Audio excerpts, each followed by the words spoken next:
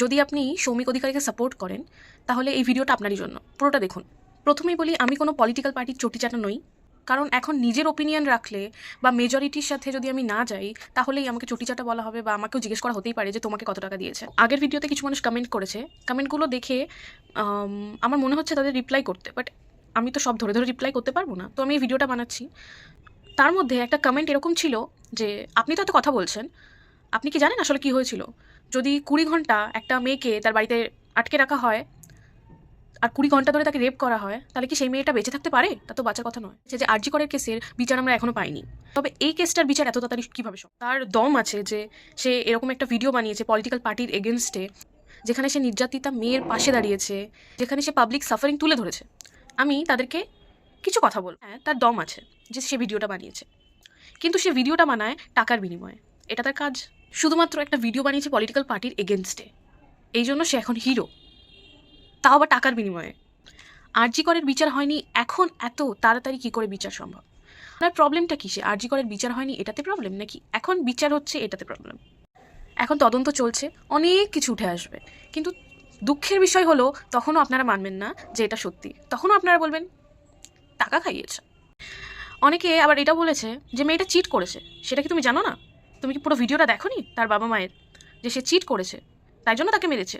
সে cheat করেছে সেটা আমি মানছি, চিট করাটা একটা বিশাল বড় অন্যায়, কথা দিয়ে কথা না রাখাটা বিশাল বড় অন্যায়, কিন্তু চিট করেছে বলে তার গায়ে হাত তুলেছে এটা একটা ক্রিমিনাল অফেন্স। এখনও তো আমরা এটাই ঠিক করে উঠতে পারলাম না যে ওদের মধ্যে সম্পর্কটা কী ছিল। আজকালকার জেন্সি রিলেশনশিপে অনেকগুলো শিপ থাকে, তো আসলেই যে তাদের মধ্যে সম্পর্কটা কী ছিল সেটা আমরা কেউ জানি না।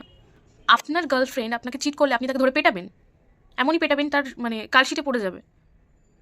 যদি আপনার উত্তরটা হ্যাঁ হয় তাহলে আমি আপনার সাথে তর্কে জড়াতে চাই না। এখনের কথাটা হয়তো পলিটিক্যাল পার্টির এগেনস্টেই বানাচ্ছি, হয়তো কারো ভালো লাগতে পারে, আবার কারো ভালো নাও লাগতে পারে। অধিকারী টাকা নিয়ে যে ভিডিওটা বানিয়েছে বাটন, সেই ভিডিওটা অনেক জনপ্রিয়তা লাভ করে। পার্টির এগেনস্টে একটা ভিডিও বানিয়েছে বলেই তার দোষটা ঢাকা হচ্ছে না, সে শাস্তি পাচ্ছে তার দোষে। মেয়েটির চিট করাটা একটা অন্যায়, কিন্তু গায়ে হাত তোলাটা তার থেকেও বড় অন্যায়। মানুষের পার্টির বিরুদ্ধে একটা ক্ষোভ আছে, ঠিক আছে, সেটা আপনারা বের করছেন, ঠিক আছে, কিন্তু তাই বলে একটা বিচার বিবেচনা করার ক্ষমতাটুকু হারিয়ে ফেলবেন। আমিও আমার প্রথম ভিডিওতে শ্রমিকের পক্ষে কথা বলেছি, মনে হয়েছে তাকে ফাঁসানোই হয়েছে, তাই জন্য আমি তার এগেনস্টে একটাও কথা বলিনি। আমি শুধু একটা পলিটিক্যাল পার্টির এগেনস্টে দাঁড়াবো বলে এতটাও ফ্রাস্ট্রেটেড হয়ে যায়নি যে আমি একটা ক্রিমিনালকে হিরো বানাবো। মেয়েটির গায়ে হাত তোলা হয়েছিল, তার বাবা মা মেনে নিয়েছে, লয়ার মেনে নিয়েছে, আপনারা মানবেন না। আমার কমেন্ট সেকশনে যারা কমেন্ট করেছে যে রেপ হলে কি বেঁচে থাকতো, রেপ হলে কি হাঁটতে পারতো, ওইভাবে তো হেঁটে হেঁটে চলে গেল দিব্য, তাদের জন্য আমি কিছু বলি। আপনি আপনার ফোনের গুগলে যান, গিয়ে সার্চ করেন what is the definition of rape. Rape is a form of sexual assault involving penetration, however slight, of another person's body without their valid consent. ওখানে পরিষ্কার লেখা আছে উইদাউট দেয়ার ভ্যালিড কনসেন্ট। তো একটা কথাই বলার, যে রেপ মানে এটা নয় যে তাকে মেরে ফেলা হবে, সে হাঁটতে পারবে না, সে পুরোপুরি জখমি হয়ে যাবে। আপনার মতের বিরুদ্ধে আপনার সঙ্গে সেক্স করলে সেটাকে রেপ বলা হয়। তো এরকম একটা কোয়েশ্চেন করতে আপনাদের লজ্জা লাগে না? বলা যায় না যদি অভয়া বেঁচে থাকতো আর সে হাঁটতে চলতেও পারতো, তাহলে তাকেও না এই কোয়েশ্চেনটাই করা হতো যে দিব্যি তো হেঁটে যাচ্ছে, কোথায় রেপ হয়েছে? হয়নি তো।